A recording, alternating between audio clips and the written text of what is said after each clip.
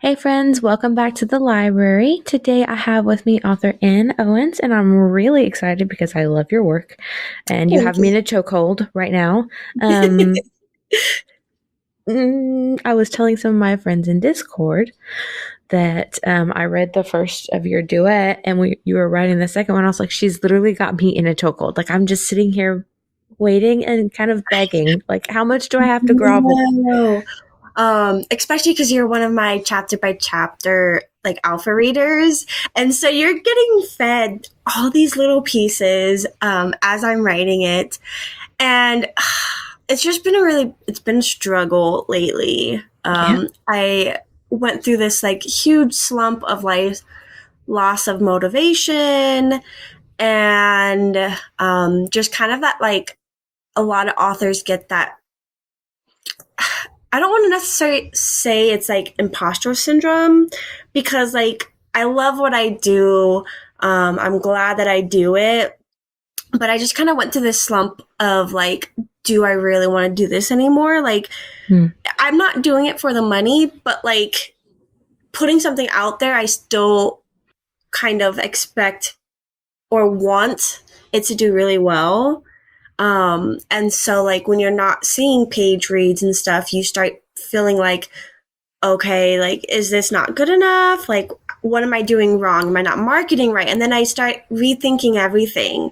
And so I went through that for a good solid month. And unfortunately, I had to push back Love is Blind, which I hated. It was the hardest like thing I had to do because I didn't want to do it.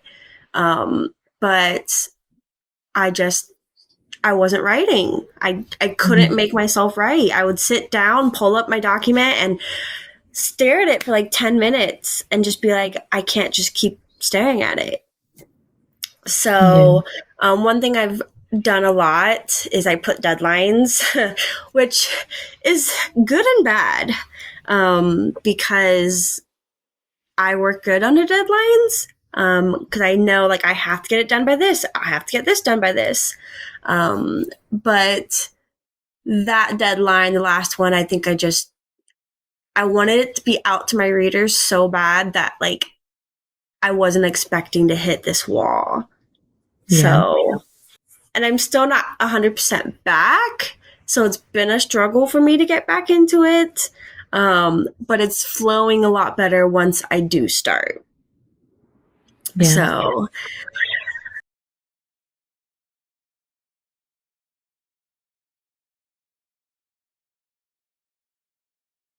I feel like a lot of people struggle with not only just imposter syndrome, but like a creative burnout almost.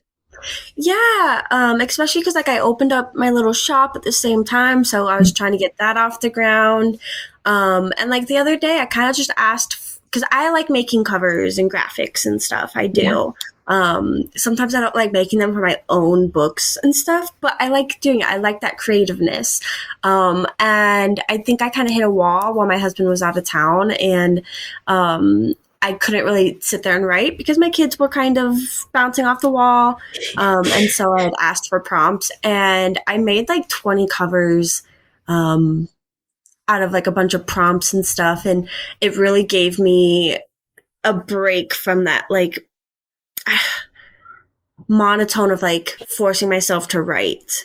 I Yeah. started to kind of just be creative. And it really helped because like I was able to fix some plot holes that I saw later on in my plotting because it like kind of like clears my mind when I'm doing something I actually really enjoy and stuff. And I'm not, and don't get me wrong, like I enjoy my writing. I love writing. I love being able to put words to paper or computer. But I think like you get just to a certain point where you almost feel like it's too much like a job.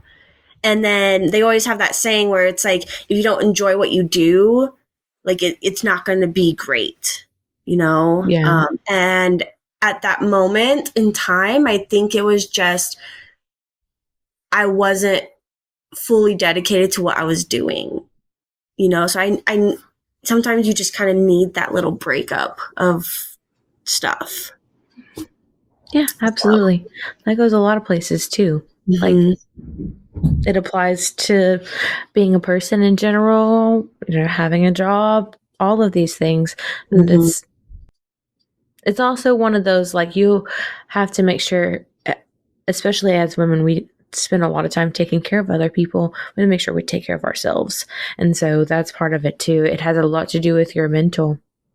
Yeah, and I love my husband. I do. He's my best friend. We've been together for, almost 5 years, being married, 6 together. But he is still not fully in dad mode. Yeah. Like he's dad, like he loves his kids and everything, but I'm with the kids 24/7. My 3-year-old is autistic. So she is nonverbal and is just has this whole separate like routine with Mm-hmm. life. And my youngest, he's currently nonverbal. And so he has therapies and stuff, and we're dealing with like physical therapy for a leg issue and stuff. That's a whole thing. So I'm with the kids 24/7. I cook, Yeah. I clean, I change, I bathe, I do everything while my husband works.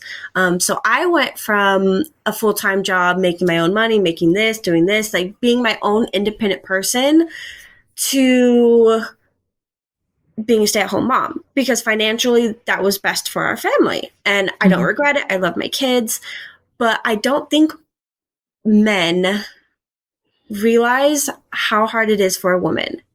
you Mm-hmm. know it is so stressful because there's days, especially when you have like nonverbal children that you can't communicate with. Um it's I've gotten to the point where I kind of just know what they need and whatnot. But there's days where it's a wrestling match in my house of Yeah. just them going against each other. There's screaming, there's hair pulling. My son has learned that he has lungs, and so he will just scream for no reason, like top of his lungs, no reason. And there's definitely days that like I just kind of have to sit there and cry, and even talking to my husband, this sounds horrible, but he's a guy. It's like Yeah. in one ear, out the other. And, for any guys listening to this podcast, like, no offense, it's just my husband. Yeah.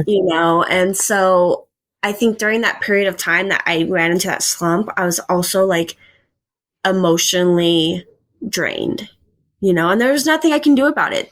No. As a mom, like, you can't just be like, yeah, I clock out, I'm done. It's, I'm I'm their preferred person, especially for my daughter. She doesn't want dad; she wants me. If dad tries to like comfort her, she gets really upset. And so like I don't get a break. I don't get to leave the house and go and deal with other adults. Like I'm kids Mm-mm. 24/7. And so like that mentally just drains me. And I've recently um made like life changes of like I quit energy drinks. I was drinking energy drinks like 1 to 2 a day for like over a year. Yeah, it was bad. And I finally just kind of hit this point of like, okay, something needs to change. So I've changed my diet. I've been working out every single day for the last couple weeks. I've made these changes because, what woman doesn't have self-esteem issues? Mm-hmm. I'm not getting any younger. I want to be here for my kids. And so, like, for the first week, all I had was migraines and headaches. I had one so bad that I was in bed and debated going to the hospital because it was just nothing was fixing it. I was throwing up. I couldn't sleep. It was so bad. And I felt bad because my kids would be right outside the door, banging on the door because they knew I was in here. And it's like I want to go to my kids because that's just your first instinct. Go to your kids. I knew my husband was frustrated because I'm out for the count on the bed. He's dealing with the kids. The kids want me. So mental health is like such a big thing, I think, for authors in general, I mean, this goes for like everybody, Mm-hmm. but I think like indie authors in particular in a lot of cases, because a lot of us don't have that like huge support system. Like we took a jump, we wanted to, get something out there and really just write and do what we love. And so then we also have to market. We also have to, figure out how to get our book into the world and then deal with all the negative comebacks because, you weren't a professional. Like my first duet, the Lost Queen Mm-hmm. duet, I didn't have an editor for that. My mom helped me as much as she could because she's really good at like English stuff, and that's what she kind of majored in. But I know it's kind of this controversial thing of like, well, if you didn't have it edited, why do you put it out in the world? It's my life, my book. I took a chance. I put it out there. Um, and then I found an editor that I really liked and I worked with her. And so like going from like book one to like the book, I think 6, 7 I'm on, Mm-hmm. you could see the change. Like if you've started from the beginning and come here, like you could see the change in my writing and all of that. And it's at the end of the day, it's like, I did that. Mm-hmm. So I now have to take responsibility for all the negative reviews and things like that as well. Like, but it's not everyone's cup of tea, everyone has different likes and dislikes and stuff. And so basically just mental health is super important. And I think a lot of us indie authors kind of going into it have this really like strong backbone of, oh yeah, I'm going to get it out there. I'm going to do this. But then like once the first negative review hits, you start to be like, oh, or if you're not getting page reads or, no one's interested in your book or no one's leaving a review, you just keep going down. And then you start in the back of your mind, is it me? Like, what's wrong with my writing? What did I do wrong? And I do think it's really hard getting into writing. In a sense, you could, jump into a document and start writing any day you want. But I think really finding that community and that way to kind of, it's networking. I've learned, Mm-hmm.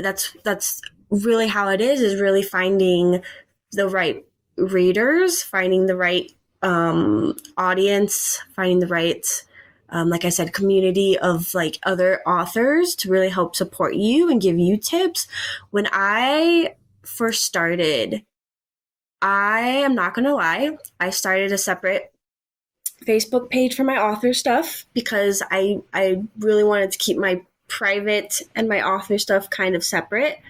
Mm-hmm. I mean, it's really not hard to find my real name or anything like that. I'm not hiding it.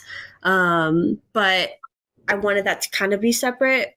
I don't even use my personal stuff anymore. Honestly, I'm always on my author stuff. But I added anybody with the name author in their name on Facebook, Mm-hmm. you know? And then I would, either read some of their books and see how they're doing it, or this sounds horrible and I swear I'm not a stalker or anything. I would just start adding people from their friends list, because ultimately, like, that was how, like, you find certain readers. Because Mm-hmm. if you write similar books to this author and they have, so many friends, half of them are more likely going to be readers. Yeah. So in order to get my name out there and or even just seen, like I just started adding people, Mm-hmm. and I do think I found some like really loyal readers since the get-go, and I'm like honestly super surprised that like some of you guys are like, oh yeah, like we love your stuff, and I'm just like, wait, what, have you read my stuff? Like, are you sure? Because in the back of my head, it's always playing on the like is this good enough? Mhm. Or like, I'm negative Nancy a lot, or those intrusive thoughts of like, are they just being nice? You know, that's Yeah, just I how know you, that. in the back of your head, like you always like when you get a review, is it, are they just being nice? You know? And so I think that's what really gets me the most is that like I love all my readers and I love like, putting stuff out there and hearing from them and stuff. But like at the back of my head, I'm always like, are they just saying this to be nice to me, to not hurt my feelings? Like I have thick skin. Like say whatever you want to me. Like I won't take a, at the end of the day, like I'll do whatever I want. It doesn't affect me. Your opinion does not affect me type thing. Mhm. I'm very strong about that opinion. Um, and so it's been a struggle, I think. Yeah, a So constant battle of just kind of one of those. It's a back and forth situation. There are many it of those is. in life, but that's one of those that like some days you're on top of the world, and then I've seen a lot of author videos where they're on TikTok or something just being honest, and they're like, you're on top of the world, and then you get a review or somebody's just like trashing you, and you're like, so were they like just lying, or which one do I believe? And everybody's brain is like auto wired to go to everything negative. Like we're just Oh auto yeah, wired to. 100%. And I think that's what is so hard is because like the moment you get that one negative, you could have 100 positive, Mhm. but you get that one negative, and you're just like, you know, they all say it's great.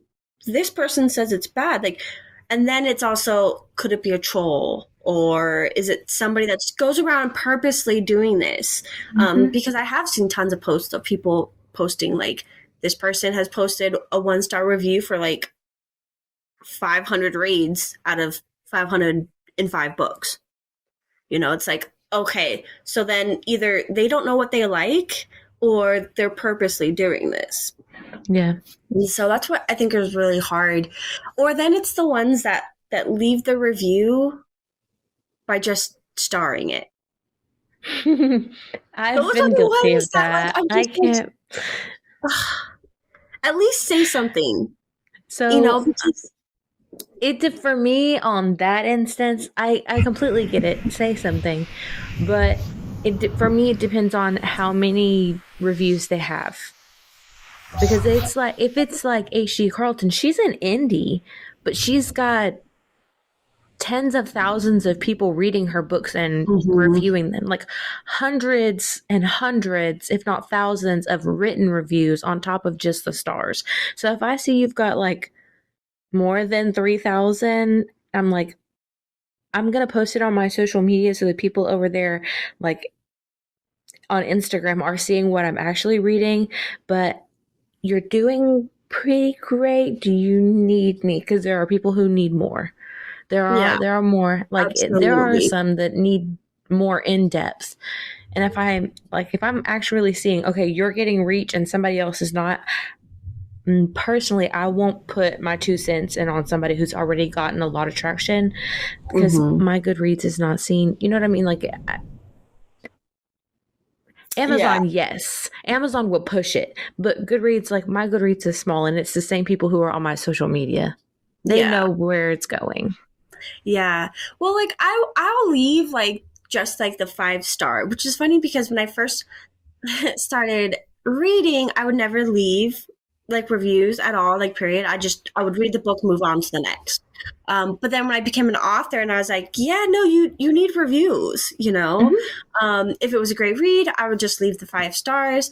And that's fine. Like anything like that, that's fine. It's like when you hit like the 3, 2, and 1 stars, like Oh yeah, you that's know, interesting. I just want to know why you didn't like it. Because Yeah. even negative reviews help me grow, because it's like, you put your 2 cents in, I read it, I'm going to get hurt by it because all negative reviews hurt, but I'm the type of person that will grow from it.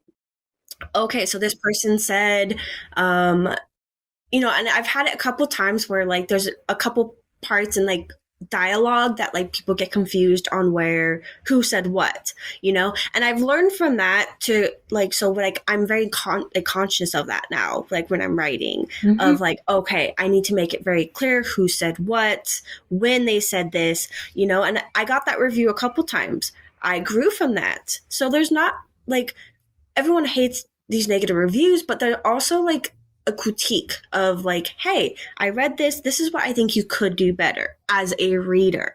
And I accept that. Like I accept those. But I know like some authors, like it is a lot harder to accept. And Yeah. so it's like that delicate balance of like, you have to be able to take the good from that comment,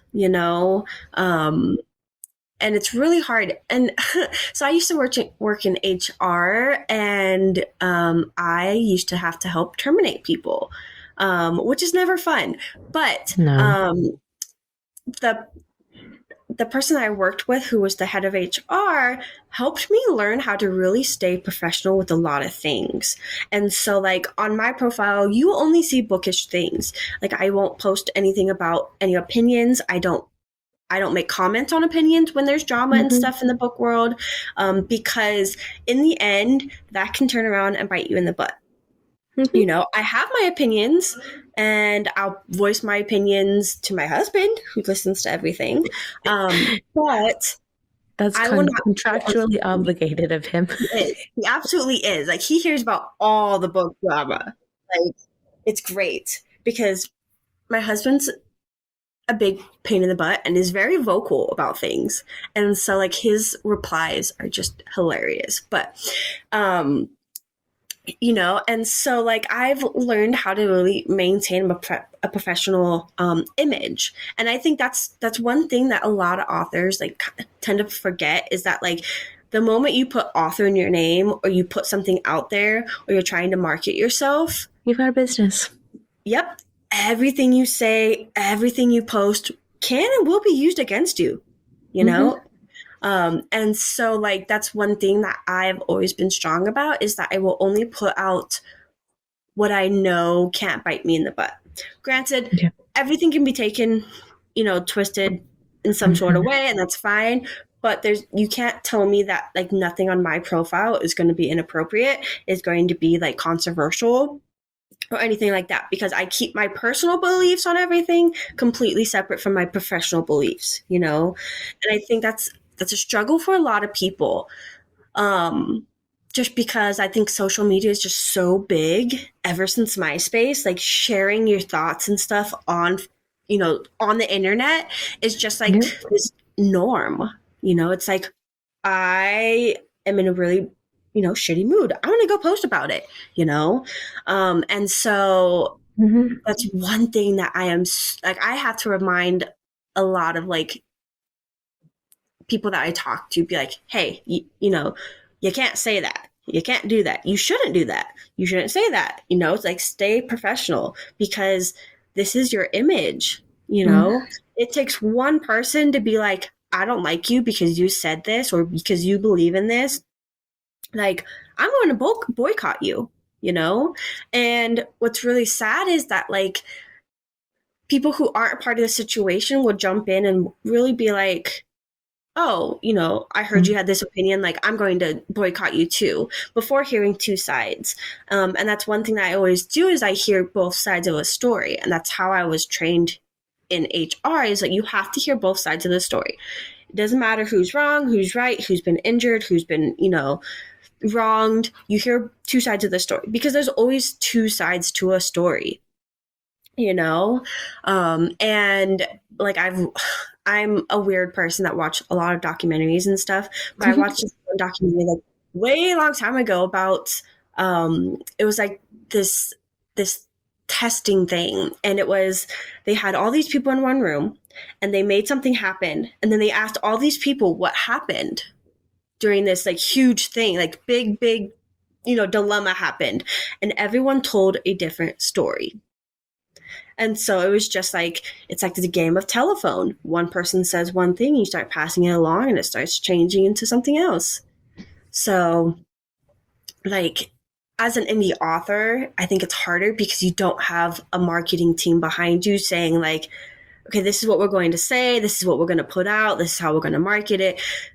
You have to like market it yourself. I have to put into words what I want to say, you know, and I think it's a lot harder because of that. Yeah, I So, could not imagine just the many different hats that you wear as an author alone, and then you yourself between home life and a shop, and you like to do cover arts on the side. And I like staying busy. It makes me feel like I'm not 100% a stay-at-home mom because I'm filling orders, I'm putting up new products, I'm being creative, I'm writing. So I have these different tasks and stuff that I have to do. And it helps my like mental health because I'm not 100% like kid mode, you know? Like yeah. I get adult time, even if it's just on the internet.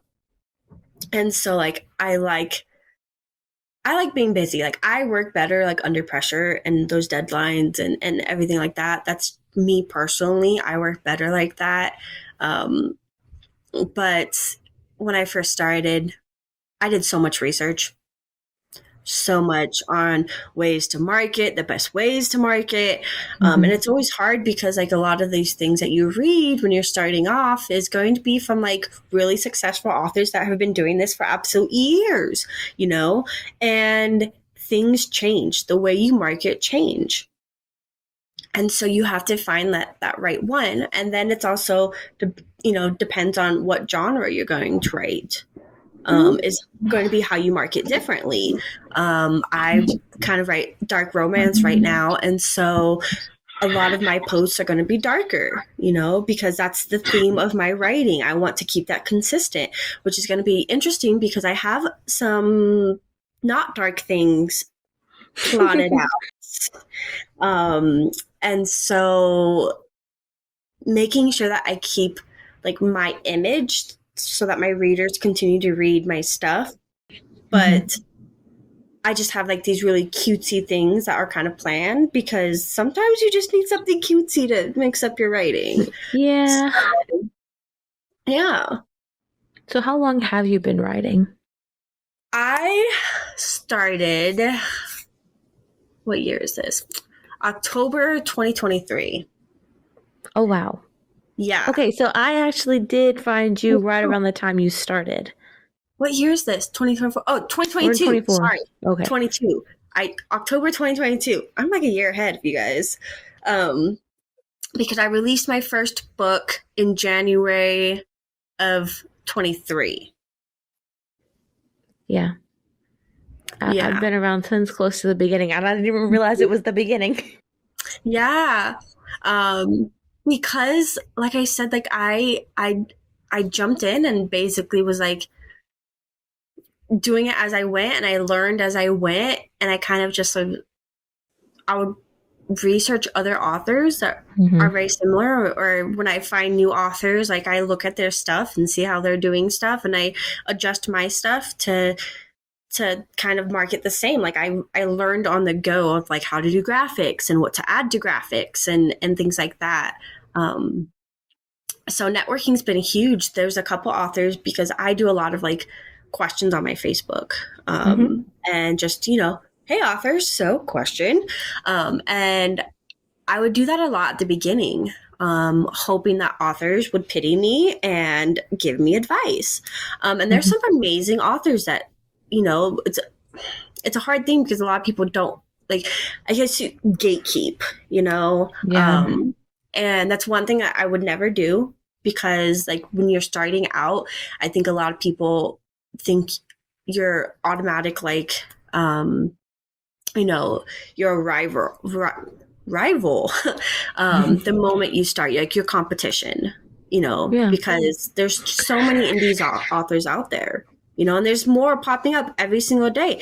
Good for them. Like there's someone, everyone has a different story to write, you know. Granted, like a lot of them have same themes and stuff, but everyone writes differently. Everyone's going to write it differently. You can give 5 authors the same prompt, and you're going to get a different story every single time. You might get paranormal romance, a grumpy sunshine. You might get enemies to lovers. Like, it's all going to be different because everyone Yep. sees their stories differently. And I embrace that. Any new authors that come to me and asking for advice or anything, I will give it freely because I was new at one point, and I'm still kind of considered new. I only have almost a year and a half under my belt. That's really not all Yeah. that great or all that long compared to authors who have been writing for 5, 6, 7, 10 years. Mm-hmm. But I will never gatekeep for authors. I will give you everything I know in a heartbeat because it sucks not knowing what to do, Mm-hmm. So, yeah, wow. Only a year. Crazy. Yeah, but look what you've done in a year. Like, flip that Yeah, and around. Look how much you've accomplished. that's so true. Like, in that year, I think I really sat down and buckled down and was really like, I have stories that want to be told. And I have a Mm-hmm. whole notebook full of like half plotted out, fully plotted out stories that I just don't have enough time to write, And it's like, it's frustrating because it's like, I want to write all these stories like now. Mm-hmm. But slow and steady on some of them. And then others, yeah, my notebook's a mess. It's a mess. My life's a mess. I like it that way, though. I was going to say it's a little more interesting. It is. It really is. So, do you obviously, I'm going to say you read as well because you and I have exchanged books and Yes. bookmarks and all the things. Do you like to read mainly dark romance since you write it? Like, is that a correlation, or do you read mainly other things? I read just about everything except fantasy. There's a couple things I can read fantasy, Mm-hmm. but don't come for me. I haven't read like Agatar Mm-hmm. or anything like that. I think it's just the names and the places and the wording sometimes like throws me off. And it's just like if I can't read it clear, like when I'm reading in my head and stuff, like it just. And then I'm also that reader that like if it's like hyped up, I don't read it. I don't know why. I think it's because I hear all these like great things that I'm just like, Mm-hmm. what if I'm that one person that is like high expectations and then it's like falls short, And so I always wait until like the hype dies down before I read anything. Funny story though, growing up, I hated reading. Absolutely hated it. I didn't start reading until I was put on bed rest with my daughter. And I kind of started reading like those like dream and stuff like those short Oh, story yeah, chapters, yeah, page by chapter. yes. I started reading those, and then I found like other stories outside of that, and then I just realized that like, wow, there's like a universe out here. And so like I didn't start reading until like 3 years ago. Okay.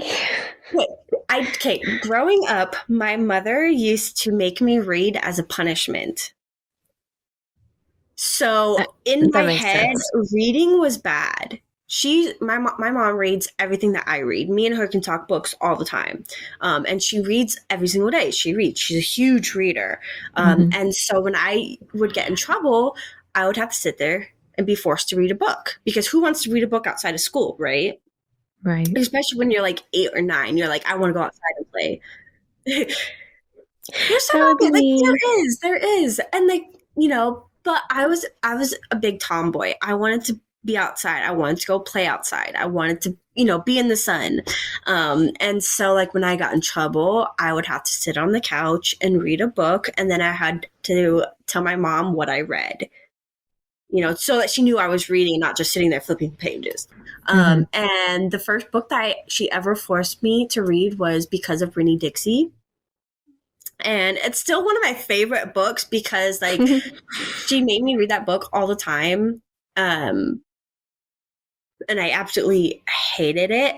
But, like, years later, like, I mean, look at me now. Like, I have a whole library of my own now, and I read and I read and I read. And before I got into writing, I've always loved to write. Poems, short stories. I've always loved to write things that popped into my head. And when I started reading, I read a lot of like paranormal romance. I got into kind of the darker romance, and then I just kind of spiraled from there and kind of read everything. And then I'm a mood reader, and so like it just kind of depends on like my mood on what I read. And I've read some amazing books. I think the first series I ever read, because at first I would only read like standalones because I didn't have the heart to like have to wait for like new books, And for me, like if it's too long of a story, I lose interest. Yeah. And it's like, okay, when is it like slow burns? I can't do slow burns. It's so bad because it's like I'm so eager to get to the end to figure out what happens that like And see, I can't. I relish in a slow burn because I'm like, give me the tease, give me the banter. Like, it doesn't matter slow burn, or they're jumping in each other's pants from the first page. Like, I can do it all, but I love a sassy, bantery tension and angst. My heart. I like that medium burn. I don't like fast because I feel like it's just over too soon. Like there's so much you could have done like more with it. Yeah, you could have way created. I can do slow burn if it's not like 5, 6, 7 books. Slow and burn. then it happens and gotcha. Yeah, I got it's you. just like I don't want to be waiting till like book 5 or 6 for them to have that like fireworks scene. It's hard because it's like it's a good storyline. It's a great storyline. I'm really into it. I'm really into it. But then it's like it's almost like this wheel of like, okay, when is something going to happen? When is something to happen? It's great. It's like some authors really do slow burn amazing, and you could really get sucked into it. But there's some that like, kind of like pull it out, that it's really hard for me to keep my interest to like, But the first series that I ever read that was more than like 2 books was the Havoc series. Okay. And I think that was like my first, because I stuck to a lot of like paranormal romance at first. Havoc was the first series that I really, really read. And that kind of got me into that darker, theme of stuff. And then from there, that's where it kind of went downhill of everything. I like a lot of like end of the world stuff because I'm deep into like apocalyptic kind of themes. And so I read a lot of books. I've read quite a few really, really good books of that kind of theme.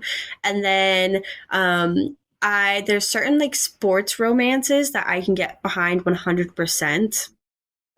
I'm not big into young romance, young adult romance anymore. I can read it if it's a kind of a good, like they have to be 18. They have to be 18. I think anything under that, I just start thinking of my oldest kids, and I'm just like, yeah, nope, can't do it, nope.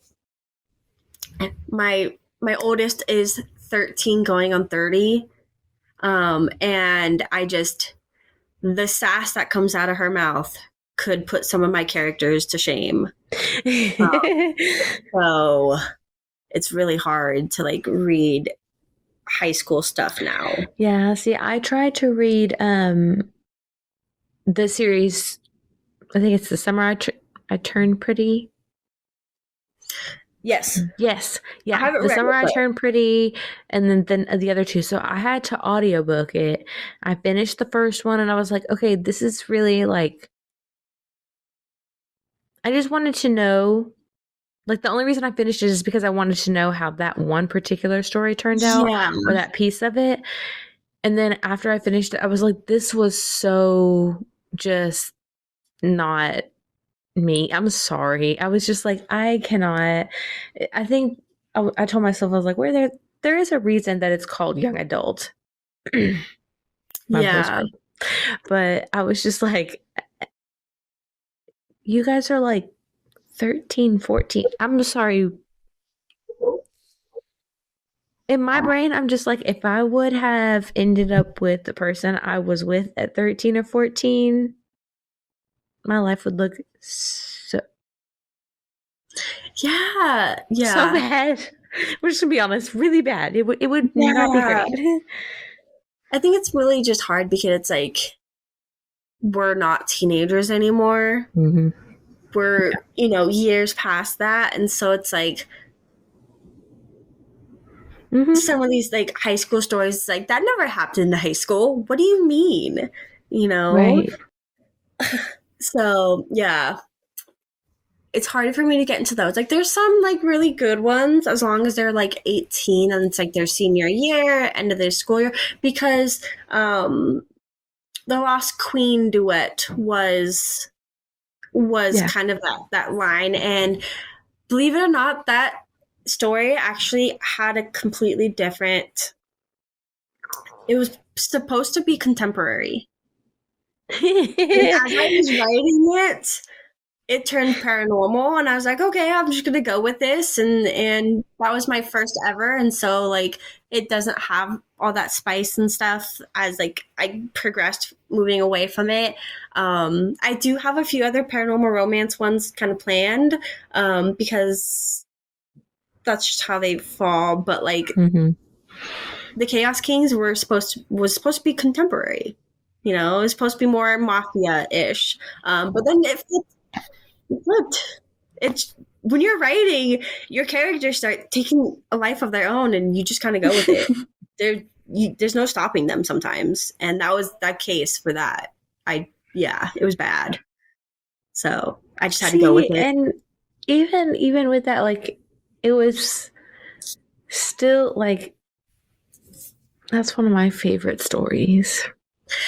Which is really funny because like a lot of my readers who started with that with me have said that, and I'm just like, guys, this is my first one. It's like barely edited. Like, what were you guys reading the same thing as me? Like, when I read it back once, I was just Yes. like, I want to go back and like change so many things now. And I have thought about going back and kind of like editing it and kind of changing a few things. But there's so many other stories I want to write, and if I go back, I feel like a lot will change, and I don't want to do So that that just yet. means you need to write a whole new version. So like leave them and then make an alternate group of a similar Tell me why that have actually multiverse. crossed my mind. That has crossed my mind a few times of doing some type of like alternate universe that is very similar to that. So it would be more along the lines of what my original contemporary thought was. So maybe now my brain is working. So you never know. Yes. Oh my gosh, I would um, devour it. As of anything else you have written, which by the way, Queen of the Night. Yes. Um, funny story for that one. That one wasn't supposed to end like that either. That one was actually supposed to be more um, young adult, but more mature young adult. I know. It was supposed to be the 18 about to graduate high school, wanting to get out of town. And I struggled so hard on that. Crystal Miller, my author bestie, She's she amazing. got to listen to me complain every single night for I think like 2 weeks straight because I wrote a quarter of it one way and then I was like, I hate this. I'm going to trash it. I'm going to delete this whole story. Like, this isn't working. I don't want this. Like, it's not coming out anymore. Mm-hmm. And she would be like, no, just keep writing, just keep writing, just keep writing. You know, it's fine, it's fine. Well, what do you don't like about it? You know, pick pieces that you do like and stuff. And I'm like, I don't like any of it. Like, it wasn't supposed to be plotted out like that. And then I wanted it originally to be in 3 parts. It was going to be 3 parts in one book. So the first part was going to be all of Trinity's Mm-hmm. point of view. The second part was going to be the guys' point of view of the same story, but from like them arriving to town, them seeing her and stuff. And then part 3 was supposed to be like a combined one when they finally get together. Okay. It didn't happen like that. And like I said, like I struggled at the beginning, but then once I kind of saw what I wanted, I wrote that book in like a month because I was on such a deadline and I was just like, I need to get it done, need to get it done, need to get it done. Um, and once it came out and like I was getting positive feedback, I was like, I stressed for all that. Whew. That one has been my most successful book. And I think it's also because of it's a holiday theme. You know, it's Mm-hmm. around, you know, I think holiday themed books or seasonal books do a lot better than just if you know, randomly toss a book out. So, Well, and in recently, Halloween has gotten even bigger than it. I feel like it's gotten bigger in the past 5 years. Really? yeah, I want to say because people are twisted because they want the Yeah. masks. They they do. They want the stalker. I think it Um, had something to do with that clown era, like the 10 years clowns popping ago. up everywhere. Yeah. Yeah. I feel like that just slowly evolved.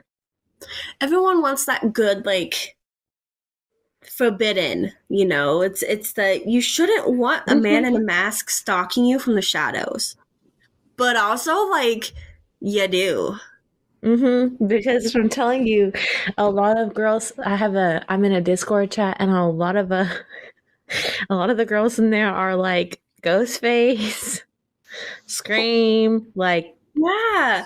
And especially because, like, a lot of, I think, of the readers that we know and whatnot, mhm. um, have grown up in all these, like, thriller and Mhm. horror movies, you know, of you know them chasing you down and being the final girl and stuff, and I think it's kind of twisted into that twisted romance, you Yeah, know, for real. of like I want him to like stalk me and like want to kill me but realize like I'm his like true love and then like not kill me and then like we go off on a killing spree together, you know. It's like weird fantasies that you know won't truly happen, Mhm. but it's cool to Well, see. that's just like okay. I don't know if you remember her, but one of my favorite I'm gonna pull up the book. One of my favorite stories ever is of an author that I worked with not too long ago, and she suddenly disappeared. But um, it was Seven or Seven Hex. I know her, yeah. Yeah. So she wrote her. She wrote this. We're gonna just. I'm not gonna name it because I don't want. I don't know what that's going on with that situation. But she wrote this where's my mind? Duet. She wrote this duet and it's like um they're both in an asylum and they fall in love and then their brain chemistry is like altered and they're trained to like hunt each other down and kill each other. Sorry, trigger warnings. and then they end up somehow like realizing they were meant to be together, and they're like unlocking part of their memory and stuff. And like towards the end of it, the female main character offs someone, and they end up going at it in the blood. And I'm Mhm. like, Yeah, and I think it's funny because like you're reading books, like there's I know another story that's similar to that, mhm, um uh and you'll be reading something and all of a sudden something pops up and you're just like, whoa, whoa, mhm, whoa, whoa, whoa. Okay, like I'm behind it. Okay. And so like you never know really like what your mind is going to like quote unquote enjoy reading until yeah. like you kind of hit a new thing. And so um yeah, it's crazy. Some of the things people are like, yeah, I'm here for it. Hmm. Because I mean, K Knight and the Den of Vipers. The Everybody Den got of behind that one. Vipers. And then Santana Knox came out with Heartless Heathens. Yeah, like it's like this. Okay, like we're behind this. Like we're behind this. Like sick and Yeah. twisted way of thinking, which is crazy because I mean I'm pretty sure all of us need therapy at some point, Oh, for but sure. I'm behind it. Um, so I do think like the more twisted things do sell better around like that Halloween time because Hmm. it's very much that season to read all those things and get into that mood. So I do have something planned for Halloween. And Yay! um I think Halloween is going to be one of my absolute will write something for. Hmm. Like I won't write the rest of the year, but Halloween will be some. Um I actually have two things. One's going to be part of an antho. Um and another one is going to be a why choose. I don't know how much I want to give away yet. Okay, that's fine. I'll take it. Feed me crumbs, mother. Yeah. I'm at that point. I'm Um, just like, I'll take anything I can get. the cover I'm obsessed with because I already did the cover. Um, but I think it's not going to be necessarily apocalyptic, but it's going to have a small vibe of that. Okay. It will be contemporary. Why choose dark romance? You will have masks, and you will have a cat and mouse game. Yee! Um, and I think it's going to be a part of a larger series, but it's going to be a standalone, I think. Then again, Queen of the Night was a standalone, and then I got people demanding that they wanted to know more. So at some point, it is plotted out. Queen of the Night is going to have like a short continuation story. Um, that the name of that is going to be Queen of Heathens. Um, and it is going to be a short. I want to push it out for this Halloween. I don't know if it's going to, so I don't want to promise it. But it is plotted out for kind of a short continuation story of what happened after. A lot of people wanted to know what happened with the main bad guy that, no, like he wasn't Mhm. mentioned or anything. Like he was mentioned, but like wasn't named or anything. So there's that. Yeah, we Um, need the rest of the underlying plot. Yeah, like I said, like that book wasn't supposed to be like what it was, and then it kind of happened, and then I ran out of time, She's and so like, I oh, had to well, I guess end it's it. going. Yeah, like as soon as like so many people like after they read it were like, so it says a standalone, but like, are we getting more? And I'm like, what? What do you mean more? So, um, in if I can get my life together and get down to business, possible 3 releases for Halloweenish. I will give you titles there. So Queen of Heathens, not promised for this year, but hopefully I might just release it out of nowhere. You never know. The Antho is going to be, I'm playing with the name. I don't know if I want to make it Why Choose or not, but as of now, it's called Chained by Him. And then the next one is going to be Sons of Hellfire. The Hellfire. So you're gonna let me alpha, right?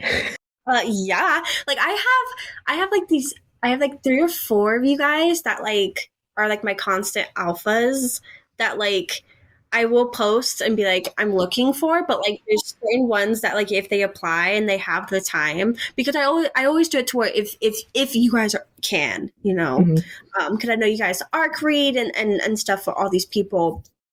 So I only do it like if you can. I don't want to, you know, pressure you guys into wanting to, but yeah. I might just see if like the 3 of you guys just want to be my permanent like alpha readers and be like, I'm here for it. You guys get exclusive sneak peek covers and all that. Because that's I will ignore the rest of my TBR. I will ignore it for years. Cover is, I think, going to be my all-time favorite one, and it's pretty simple, but like there's just something about it that like I love, and so we'll have to. Now I want to show you just to get your reaction. Let's see if I can find it real quick. See. I don't know if well, if you and Crystal, both of y'all ever need anyone for anything, I will. Would you like my firstborn child or a vial of my DNA? Because you can have it. Okay, let me see if I can download it. Where am I? What am I doing?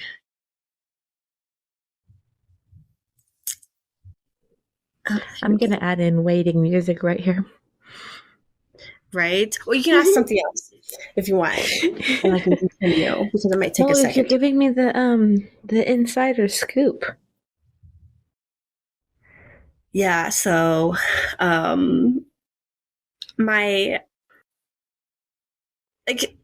you're part of the girl gang, which is the team. So, like you've seen if you've checked it out.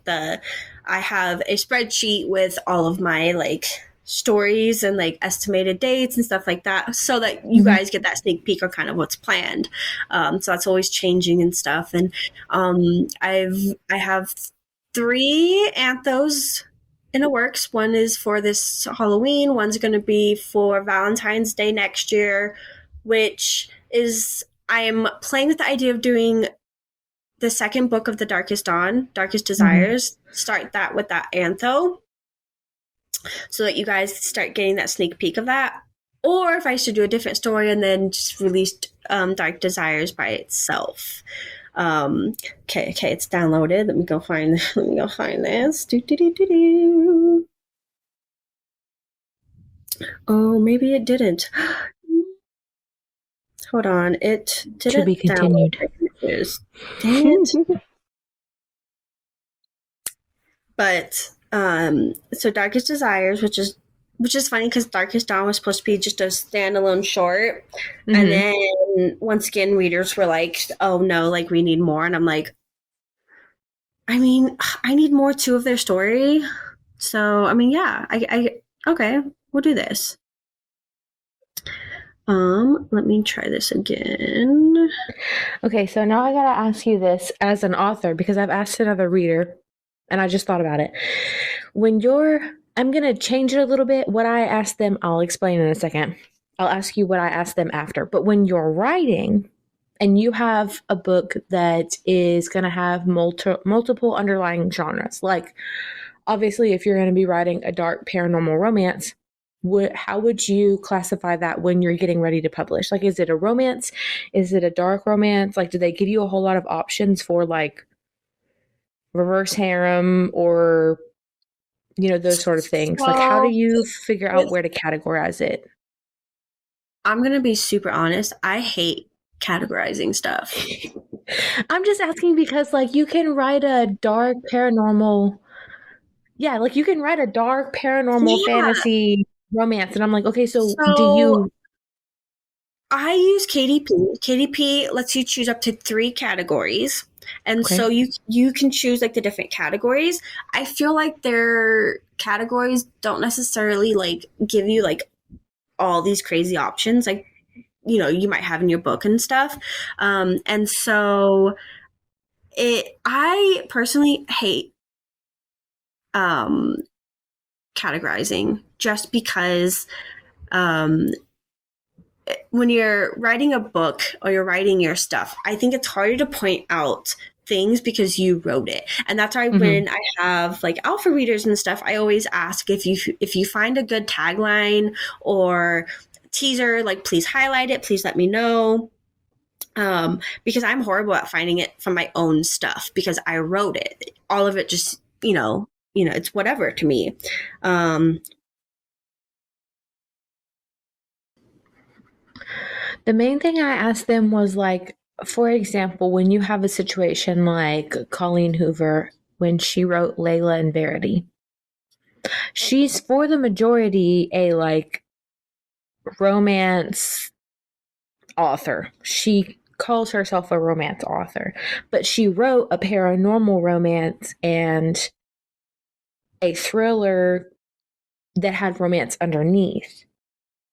So I was asking them, I was like, when you get into a situation like that, if you had them on your shelves, like where would you place them? Would you like if you had them categorized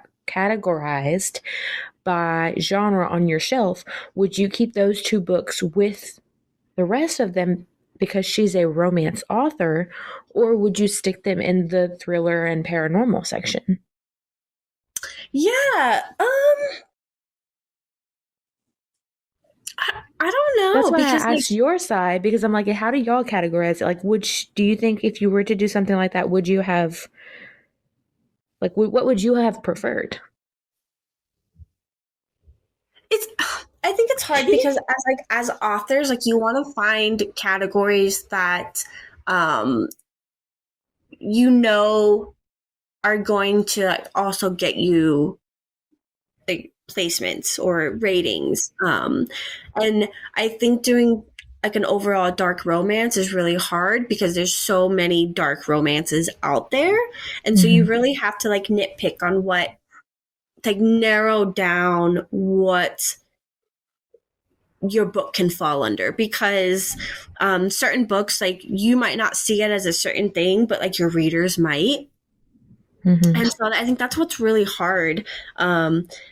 And like I struggle 100% when it comes to um trying to categorize my books and stuff because I I don't know. Like I honestly I've not done any of that like super deep research on like the best way to categorize and stuff. Like I look up tropes and that and I'm like okay my book falls under this and stuff but like when it comes to at least for me personally doing my own stuff is really hard because it's like just same with like finding triggers on my own books because it's like I wrote it. I don't have the triggers for this. So Yeah. who else would consider this a trigger?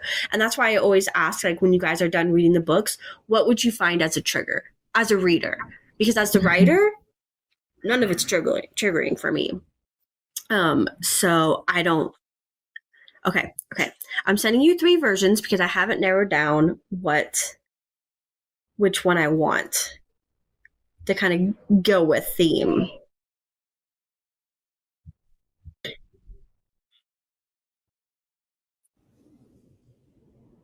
Ooh, the first one.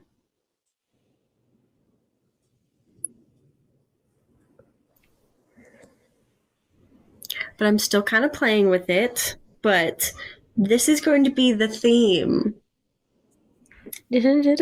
for that. Sorry, And not sorry to anybody listening. I'm excited. This one has been plotted for about 6 months since the beginning of the year. Yeah. So I'm super excited for that one. Not me thinking you actually had the blurb on the background, and I zoomed in. I was like, please. No. It's all right. It's fine. I still get to read it for everybody else, so it's fine. And Not like you're not getting rid of me that easy. it may or may not, I haven't decided yet, play off of Queen of the Night. May or may not. It might have it. Yeah, I'll just leave it at that. So do you read at the same time that you write? Like, are they hand in hand?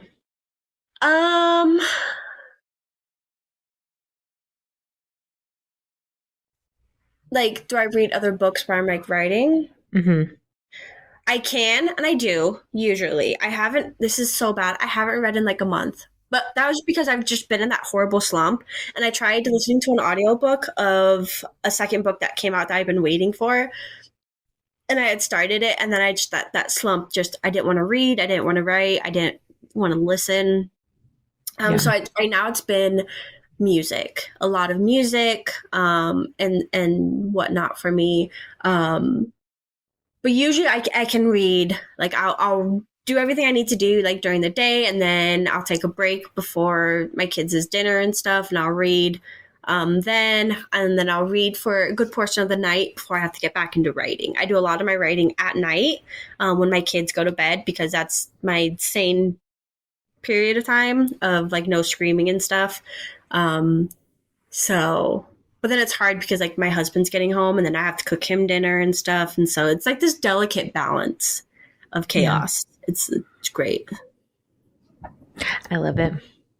It's reality though. Like you're not. It is. We're not just going to gloss over it. It's great. Yeah, no. And you enjoy it because you like to have a lot of things to do. From the get-go, I've always said I was the chaos queen, so I thrive in chaos. What was the last book you read? Do you remember? Let me pull it up. Let's see. I haven't read in a while. I have quite a few in. Mine doesn't count because I reread Blinded by Love before I started to do Love is Blind, so that doesn't count. Together We Fall, by Katie May. It's a paranormal romance, end of the world type thing. Mm-hmm.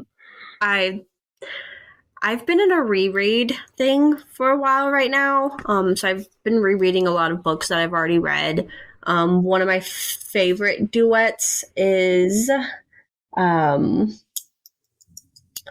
now I can't think of the name of it. I'm trying to find out my bookshelf. Story of my life. Now I think it's on my other bookshelf. Of course it is. It's called, the first book is Savage Queen, and then the other one is something noble. Now I'm so mad at myself. It's one of my favorite duets, and I can't even name it. That one's by Ali Siz, and it's kind of a hockey romance in a sense. Mm-hmm. What else? Okay, I'll have to look up that one. Oh, it's right there. Ruthless Noble and Savage Queen by Ali Siz. Wow. I have like all my little... Yeah, it's bad. I'll show you my Don't Mind the Mess. That's some of them. And then I have my others all over there. I did a whole thing of moving books to my room instead of my little messy kitchen office area. So it's a mess. One last question, and then I'll let you get to your babies. But so when you're writing a story and you're trying to like visualize a character, what do you personally feel makes them like the most well-rounded? Like what components do you feel like are the best?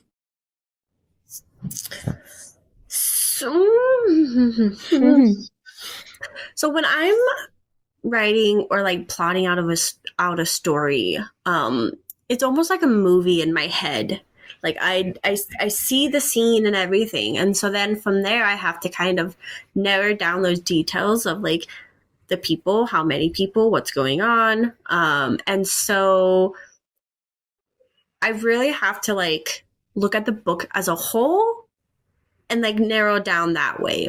And so, you know, if it's, I think in a lot of cases, like when you're thinking sports or like more rom-com or something, you see a guy more all-American boy, the blonde hair, blue eyes, lighter skin, you know, in your mind when you think those stories, that's what you think, all-American boy, you know, type thing. And so like when you're writing dark romance, your mind goes to dark, scary, tattooed, dark eyes, dark hair, and so like you have to kind of like also, how is my character going to stand out from all the other million characters out there in this book? And so like you really have to kind of, like when I'm writing that certain character, I kind of get into that mindset of, okay, this is who I am if I was this person. So if I was an assassin, what am I going to be doing? I'm going to be more clean, you know, cleaned up, more, you know, sharp.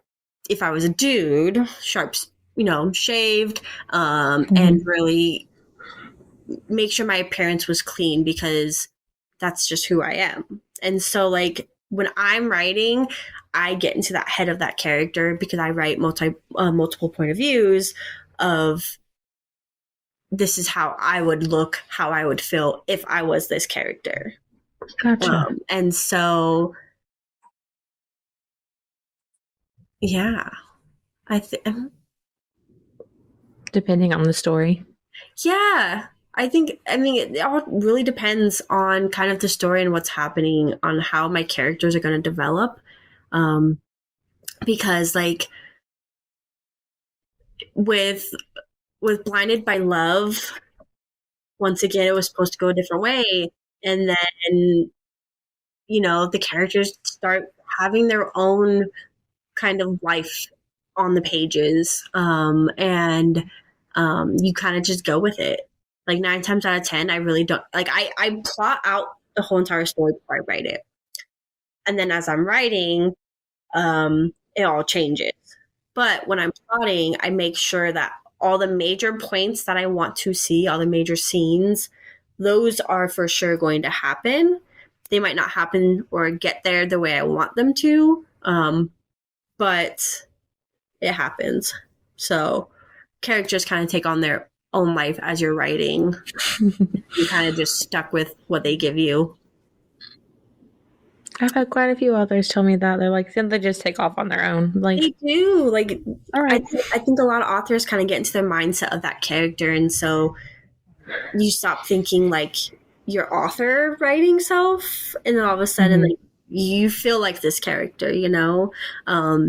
Like with Ren, it was hard because she's blind. I'm not blind. She's blind. And so I had to think, if I was blind, how is that going to be? All my other senses are going to be more heightened. I'm going to, because those are the ones that you start using. You focus, your brain, you know, rewires itself to focus on other senses. And so you're going to be feeling a lot, and all that. And so I have another paranormal one that is plotted that my character is not going to be able to talk. She's going to be mute. And so I'm actually learning sign language. Not just for me, but also for my daughter, because she's nonverbal. And so I think that's going to really help me when I'm writing that one plotted for next year, because I'm going to understand what it's like to do all the finger movements and stuff. And so that should be interesting. Don't mind the screaming. Well, it's kind of been breaking my heart. Like, sad. But Thank you so much for joining me Yeah. today. Thanks for I had having so much me. fun. Yes, of course. Anytime.